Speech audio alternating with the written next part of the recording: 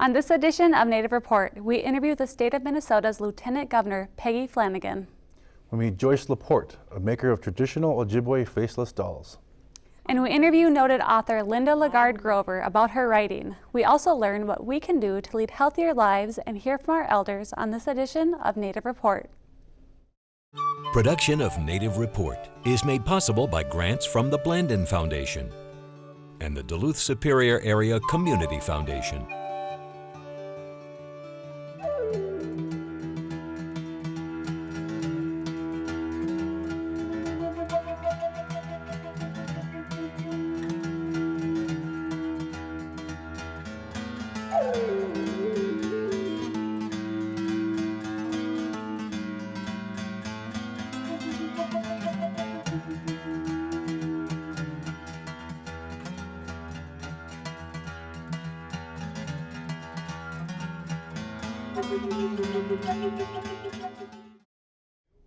Welcome to Native Report. I'm Rita Aspinwall. And I'm Ernie Stevens. On November 6, 2018, Minnesotans elected Peggy Flanagan as the state's first Native American female lieutenant governor. Days after being inaugurated, Native Report sat down with Lieutenant Governor Flanagan for a one-on-one interview.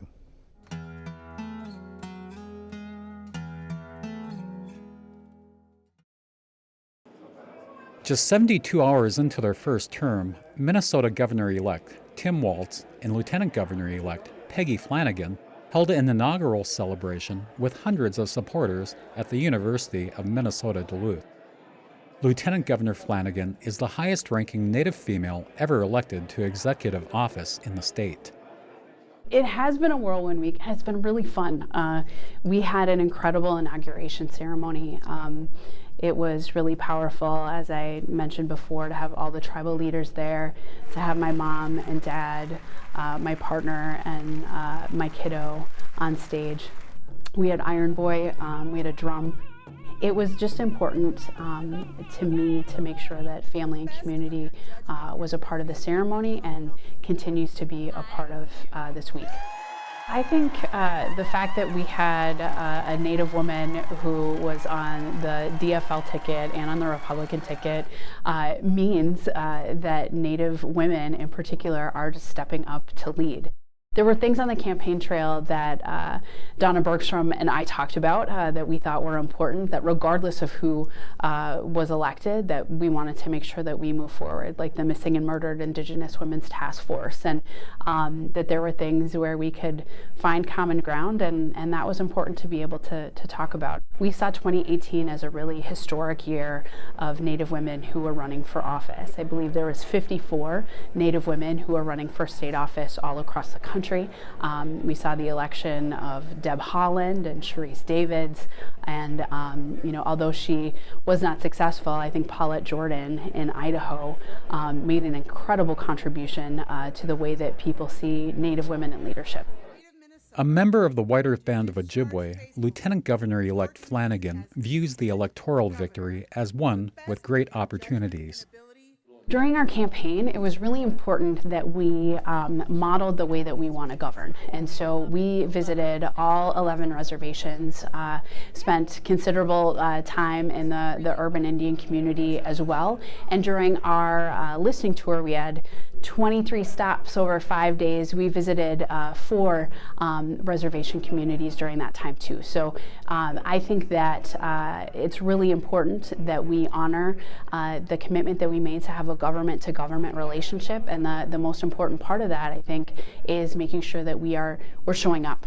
The governor and I have been really clear that making sure that every child in this state has access to a high-quality education, no matter who they are, where they live, where they're from, and that is a top priority. Healthcare is critically important, and making sure that people can afford to go to the doctor, get their prescription filled, but more than that, that they can access preventative care. And then finally, we talk a lot about having prosperous communities, so so that that you can live where you want to live in the state of Minnesota. So I think a lot about in Indian country that we have our young people who, will leave and go to college or and want to return home. We need to make sure that there's opportunities for them in every community. So we heard a lot about just making sure that our young people have what they need. So again, high quality education, language revitalization, that's been really important, access to healthcare, and that our young people really have the support they need to know who they are and where they come from. And that means, of course, making sure that we have the resources that come into the community for making sure that our culture and traditions are maintained, but also that non-Indians are learning more about the original people and the people who are here from Minnesota, because I think in the long term, that helps us have better public policy decisions, and that we know, and the governor says this a lot, that if the Native people in Minnesota are doing well, the entire state of Minnesota is doing well. Lieutenant Governor-elect Flanagan is the former executive director for the Children's Defense Fund of Minnesota. So it should come as no surprise she champions issues that affect the young people of the state. I have a 5-year-old daughter, and what's interesting is that she just sees mommy doing mommy's job. And it's normal for her that her mom is lieutenant governor. And it's normal for her that Representative Jamie Becker-Finn and Representative Mary Kunesh-Podine serve in the legislature with mommy. She just sees Native women leaders all over the place, and that is just her expectation. And that, to me, is really, really powerful. What I would say to all young Native girls is that you deserve to be seen, heard, and valued. And if that is in your community, if that is in the state, if you see a role for yourself in nonprofit leadership or in the medical field or as a lawyer or as a lawmaker, there is a path, and there are people who will lift you up and create pathways and opportunities, and I want to help clear that path for you. My hope is that they can see themselves reflected in the leadership of this office now, and know that this is a pathway for them. Chimigwech, thank you so much for this incredible honor. But I have to tell you that I walk into the Capitol every day, and I worked there for a long time as a state rep, but it feels different. And I feel a real weight and responsibility, but also I feel really grateful that I have the opportunity to do this work, and I'm still finding my way around the governor's office. But it's been an incredible week, and I feel really fortunate and very blessed.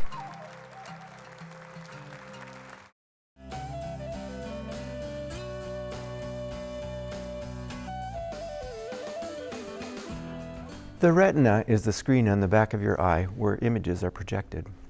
Light passes through your pupil, then through the lens, and then to the retina. The retina is a complex and miraculous part of the eye that is filled with millions of specialized nerve endings that send that image to your brain. This is what allows us to see our children and our grandchildren. Diabetes damages blood vessels, and over time, the lack of blood flow to the retina causes new blood vessels to form. This is called proliferative diabetic retinopathy. This might seem like a good thing, but in reality, these vessels are not as strong as the original ones, and they don't lay along the surface of the retina like the original blood vessels. They can leak and cause swelling or edema, and they can also grow into the fluid that supports the eye. As the eye moves back and forth in the everyday process of seeing, those vessels can break and bleed. Even though nerve tissues need a good blood supply, if blood itself touches those nerve endings, it kills them. Diabetic proliferative retinopathy is among the leading causes of blindness in the United States and other developed countries, and it takes vision away from people with life-altering consequences. If you have diabetes, you need to have a dilated eye exam every year to find problems early and prevent or treat them.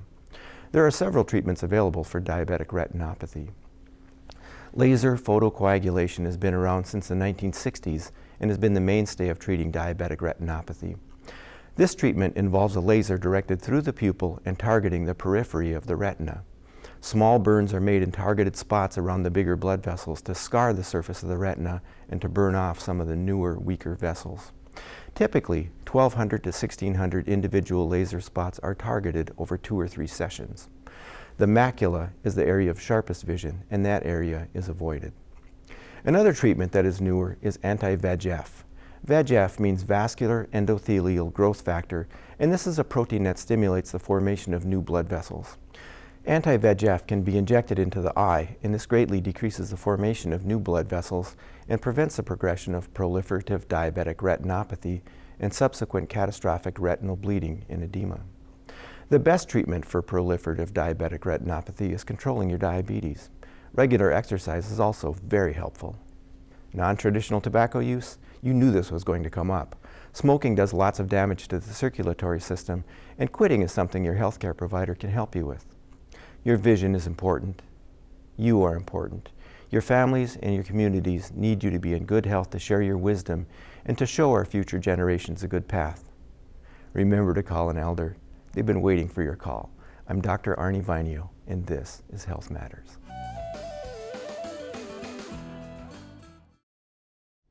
Next, Joyce LaPorte is a doll maker, but these are not your average dolls. They are known as the Ojibwe Faceless dolls and is a craft she learned from her grandmother. She, in turn, has taught her grandchildren. Join us now as we visit Joyce and learn about the history and craft of doll making.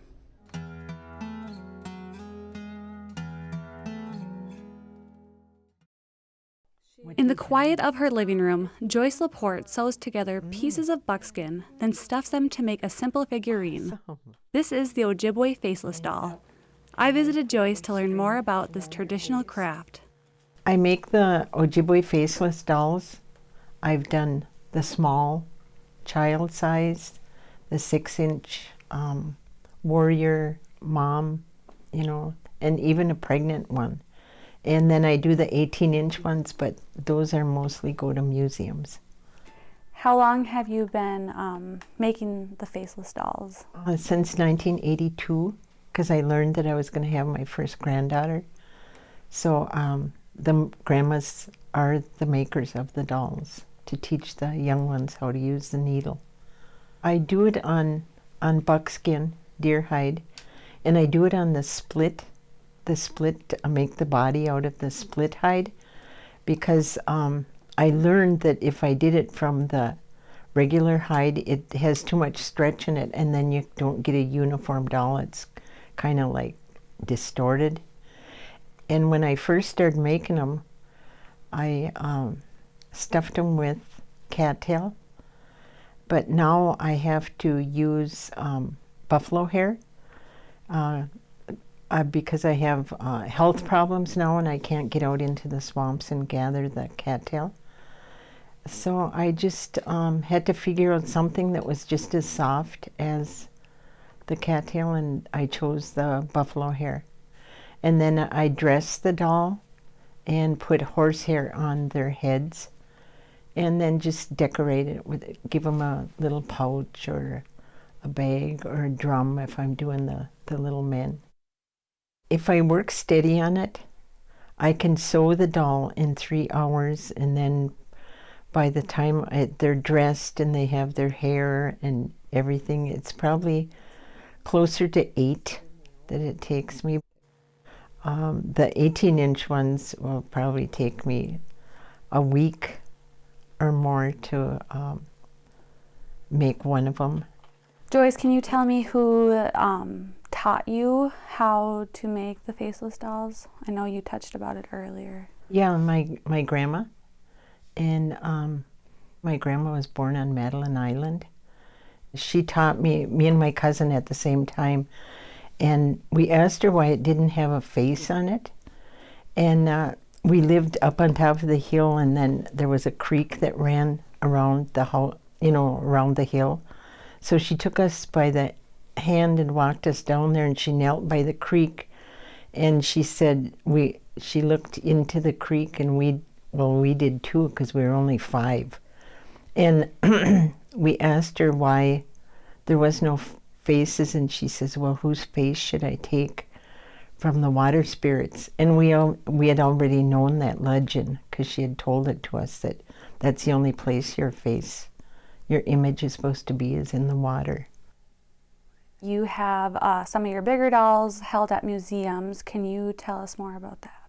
Yes, I have them locally. I have them at Madeline Island, the Mille Lacs Museum, the Historical Center down in St. Paul, here in Minnesota, and also in Washington, D.C. at the Native Smithsonian.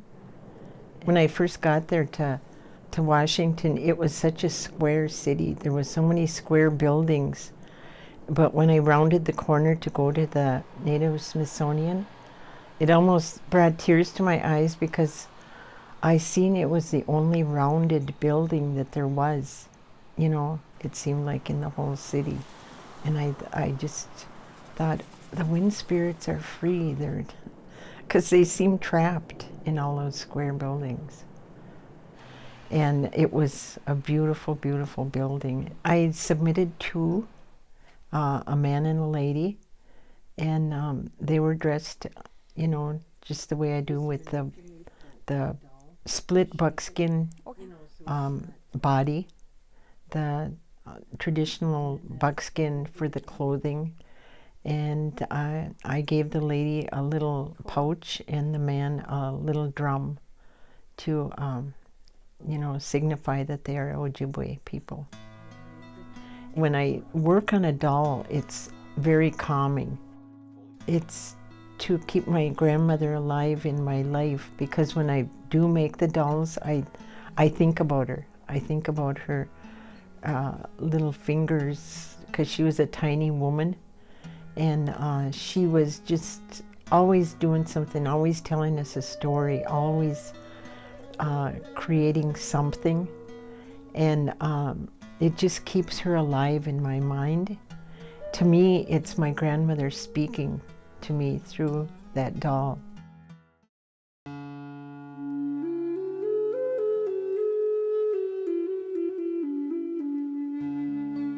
And the era, when you talk to the World War II vets, their era in particular was one of really harsh struggle. For us as younger elders, the same is true, that we had to work in settings that weren't always comfortable, where we weren't treated very well sometimes, where they didn't, in settings where being a tribal person was uncomfortable. And so we learned how to survive. We learned how to save money sometimes, how to make sure that our children and now our grandchildren have an opportunity that we didn't have. And it means that they have to be tough. They have to face all kinds of obstacles in their lives. And we hope we're helping prepare them to do that. So it would be easy to say, we'll just go home and not worry about anything. But we worry about this community. And there are elders in every tribal community that worry about what's going to happen in 5 years or 10 years. Are the resources going to be there? Are the casinos, or whatever those sources of revenue, will they still be there to make sure that needs are met?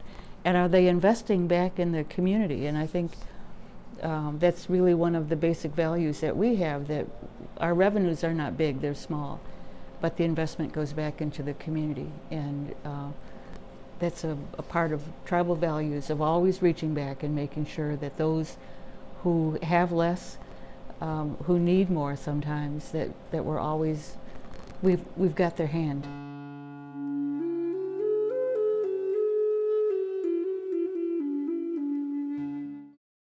As a teacher and author, Linda LeGarde Grover must be an astute observer of people and the world. Native Report sat down with Linda to discuss Onega Mising, Seasons of the Ojibwe Year, her book of 50 essays about the Ojibwe history, culture, and values, and even serves as a memoir of sorts about her growing up as an Ojibwe baby boomer in the port city of Duluth, Minnesota.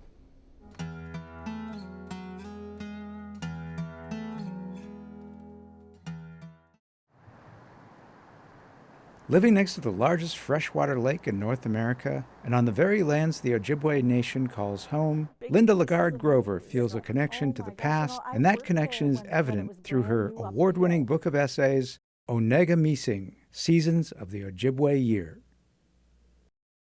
Onagamacing is one of the Ojibwe words for Duluth, or the Duluth area here. And the English translation would be the place of the small portage. And onagam is a portage, and onagamace would be a little portage, and when you put the NG on the end, it locates it here. So here in Duluth, we are here in Onagamacing, the place of the small portage. This book is organized by seasons because when we were laying it out, we found that it worked in a seasonal theme. It isn't that each of these little essays is about a season specifically in the year, you know, the summer, fall, winter, spring stuff we think about. That is important in the way of being Anishinaabe, but also the idea of seasons as something in a life. So these are the seasons of a person's life, not necessarily my life, but also seasons of existence for Anishinaabe people. And the great thing about seasons, the beautiful thing is they do repeat. The book starts in the spring and comes around 4 seasons, and the 4th season, winter, is not the end, because at the end of the book we see that there are other people who then have their spring season. The past 9 years have been a prolific time for Linda. She's released 5 books, all while serving on the faculty of the University of Minnesota Duluth's Department of American Indian Studies. One of my aunts I spent a lot of time with when I was younger. She wanted to tell me our family's story and her parts of it and what she knew. And I wondered at the time, you know, why me? You know, I don't know what I'm doing or where I'm going or anything. And then at some point I realized that she hoped that I would survive and hold on to the story and pass it on. That is, I think, what has driven me to write what I write. You know, I was in school and doing research, and I started doing research about, and actually because of my Aunt Carol, about boarding schools, Native children, Native families, and how people felt the experience affected their families years ago and continues to affect them today. And that became a theme of what Carol was talking about, and then what has become what I've done in life. So I write a lot of fiction, but fiction is truer than nonfiction and research. The essays are, you know, they're actually, I suppose you'd say, you know, my heart, other people's heart. I don't have a favorite among them or among the things that I've written, because I think that they're all about the same thing, is that sense of the sense of history and the sense of gratitude and the sense of continuity. I was born here in Onagamacing in Duluth, and I still live here in Duluth. I'm a product of Duluth Public Schools and graduated from Denfeld, and all of my family, my brothers and sisters, went to Denfeld. And I started UMD right out of high school, and I did not succeed and was only here for a really short time. Linda's personal life story is one of struggle and success. It is intertwined with the history of the region and is reflected in her essays. I have a story to tell, and it's not mine. And I have the gift and the privilege of being able to do that. And it was given to me by other people. What is it about this place, this Onagamacing? Why do we live here? Duluth is beautiful, stunningly, breathtakingly, sometimes even achingly, but a lifelong love requires more than a physical attraction. Our love of this place is more than the steepness of the hills with their startling assertions of rock, more than the big lake that changes color and surface under the skies of the seasons, more even than that spectacular variety of the 4 seasons, that number 4 that is so meaningful in the pattern and rhythm of timeless Ojibwe tradition. A sense of place intertwines time, space, and purpose, as well as reason for being. This place of the small portage was home to Ojibwe people who lived and walked here before Onagamacing was Duluth. Even longer ago than that, before the great Ojibwe migration from the east, it was home to other indigenous people who are long gone but whose spirits remain. And surely we sense this.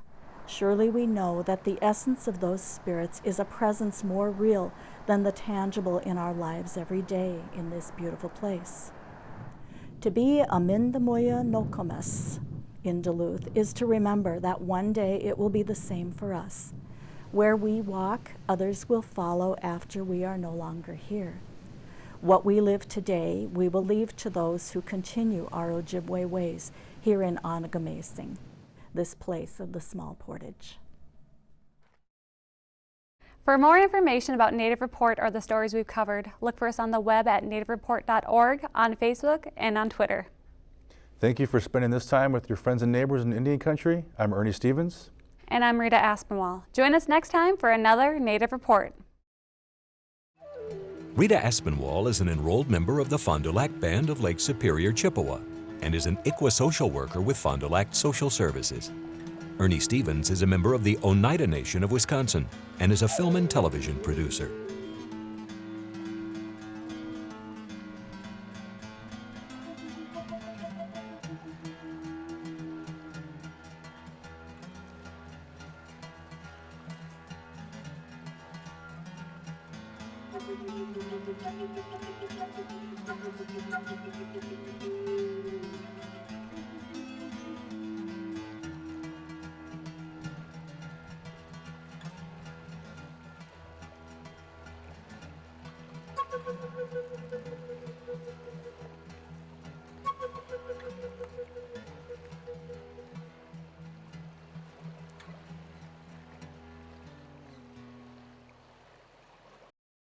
Production of Native Report is made possible by grants from the Blandin Foundation and the Duluth Superior Area Community Foundation.